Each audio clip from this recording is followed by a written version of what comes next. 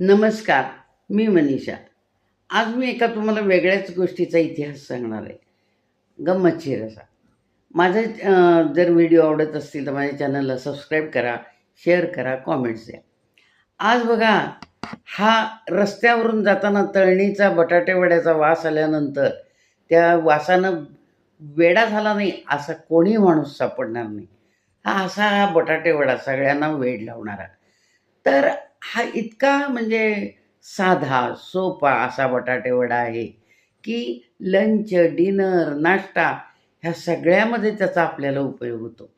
आणि याची खासियत अशी आहे, की याला आपण खायला बसायला घ्यायला टेबल खुर्ची लागत नाही, चमचा लागत नाही, ताटली लागत नाही, नंतर आणखी काही लागत नाही.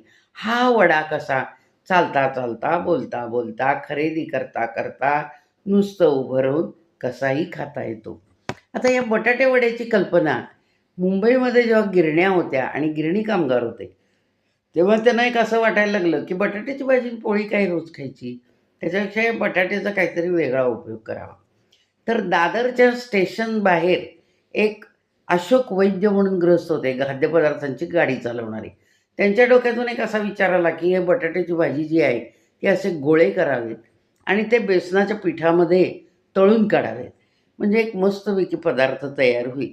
आणि त्यांच्या या कल्पनेतून असा हा बटाटे वड्याचा जन्म झाला. 23 ऑगस्ट 1966 पहिले बटाटे वडे तयार व्हायला लागले. म्हणजे आज बटाटे वड्याची 61 आहे म्हणायला हरकत नाही. बटाटे वड्याची आज 61 आहे. मुंबईमध्ये रोज 18 ते 20 लाख बटाटे वडे खपतात. 18 ते 20 लाख बटाटे वडे खपतात. त्यावेळेला गिरणी कामगारांच्या वेळेला तो वडा 10 पैशाला मिळायचा. आता तो 10 रुपयाला मिळतो. या बटाटे वड्याची इतकी प्रसिद्धी झाली, की आयर्लंडमधल्या एका हॅरिस सॉलोमन या विद्यार्थ्यानं तर बटाटे वड्यावर पी-एच-डी केली.